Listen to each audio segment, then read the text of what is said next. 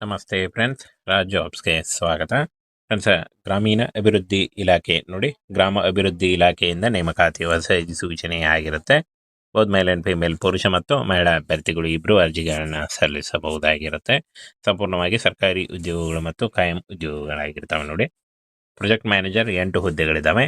ಹಾಗೆ BE BTech ಕೇಳಿದ್ದಾರೆ.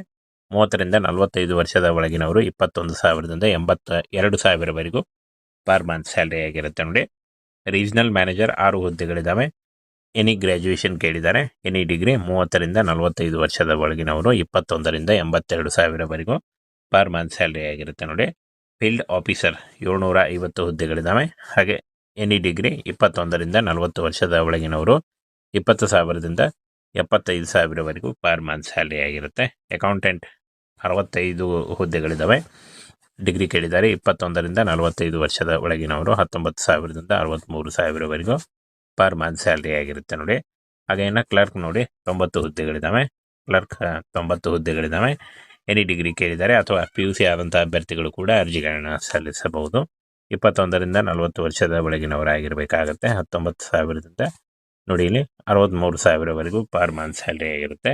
ಹಾಗೆ ಕಂಪ್ಯೂಟರ್ ಆಪರೇಟರ್ ಹುದ್ದೆಗಳು 120 ಹುದ್ದೆಗಳು. ಟ್ರೈನಿಂಗ್ ಆಫೀಸರ್ 555 ಹುದ್ದೆಗಳು. ಲ್ಯಾಬ್ ಅಟೆಂಡೆಂಟ್ 20 ಹುದ್ದೆಗಳು.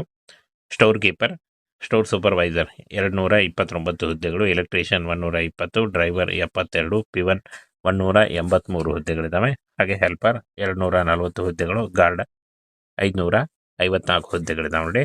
ಹಾಗೆ ಈ ಒಂದು ಹುದ್ದೆಗಳಿಗೆ ಪಿವನ್, ಹೆಲ್ಪರ್, ಗಾರ್ಡ್ ಹುದ್ದೆಗಳಿಗೆ 8ನೇ ತರಗತಿ.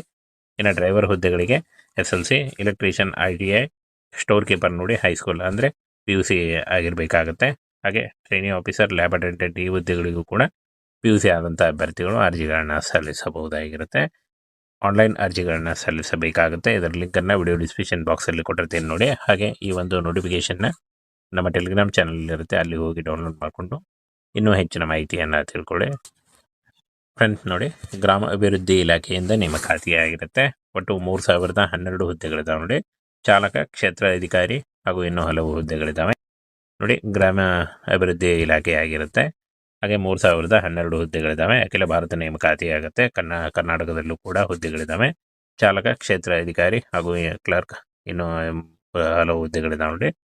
ಸಂಬಳ 15,000ದಿಂದ 82,000ವರೆಗೂ ಪರ್ ಮಂತ್ ಸ್ಯಾಲರಿ ಆಗಿರುತ್ತೆ ನೋಡಿ. ಇಲ್ಲಿ ಯೋಜನಾ ವ್ಯವಸ್ಥಾಪಕರು, ಪ್ರಾದೇಶಿಕ ವ್ಯವಸ್ಥಾಪಕರು, ಹಾಗೆ ಕ್ಷೇತ್ರ ಅಧಿಕಾರಿ, ಲೆಕ್ಕ ಪರಿಶೋಧಕ, ಗುಮಾಸ್ತ, ಕಂಪ್ಯೂಟರ್ ಆಪರೇಟರ್, ತರಬೇತಿ ಅಧಿಕಾರಿ, ಪ್ರಯೋಗಾಲಯ ಸಹಾಯಕ ಹಾಗೂ ಅಂಗಡಿ ಮೇಲ್ವಿಚಾರಕ, ಎಲೆಕ್ಟ್ರಿಷಿಯನ್, ಚಾಲಕ ಮತ್ತು ಪಿಯೋನ್, ಸಹಾಯಕ ಕಾವಲುಗಾರ ನೋಡಿ. ಇಷ್ಟೊಂದು ಹುದ್ದೆಗಳಿದ್ದಾವೆ. ಈ ಒಂದು ಹುದ್ದೆಗಳಿಗೆ ಆಯ್ಕೆ ಮಾಡಿಕೊಂಡು ನೀವು ಅರ್ಜಿಗಳನ್ನು ಸಲ್ಲಿಸಬಹುದು. 8ನೇ ತರಗತಿ, 10ನೇ ತರಗತಿ, ITI, PUC, BE BTech, any degree, ME MTech ಆದಂಥ ಅಭ್ಯರ್ಥಿಗಳು ಕೂಡ ಈ ಒಂದು ಹುದ್ದೆಗಳಿಗೆ ಅರ್ಜಿಗಳನ್ನು ಸಲ್ಲಿಸಬಹುದಾಗಿರುತ್ತೆ. ಯೋಜನಾ ವ್ಯವಸ್ಥಾಪಕರು BE BTech ಕೇಳಿದ್ದಾರೆ.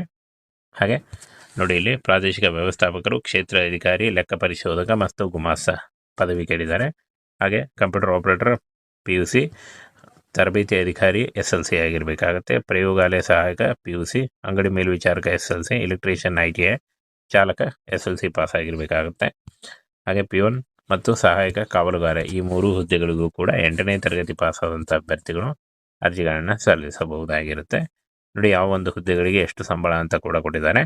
ಟೋಟಲ್ ಆಗಿ 12,000ದಿಂದ 82,000ವರೆಗೂ ಪರ್ ಮಂತ್ ಸ್ಯಾಲರಿ ಆಗಿರುತ್ತೆ ನೋಡಿ.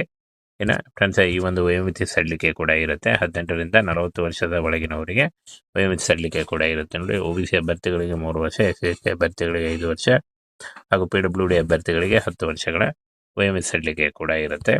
ಇನ್ನು ಅರ್ಜಿ ಶುಲ್ಕ ನೋಡಿ, ಎಲ್ಲ ಇತರೆ ಅಭ್ಯರ್ಥಿಗಳಿಗೆ 650 ರೂಪಾಯಿ ಇದ್ದರೆ, SC ST OBC EWS ಅಭ್ಯರ್ಥಿಗಳಿಗೆ 490 ರೂಪಾಯಿ ಇರುತ್ತೆ ನೋಡಿ.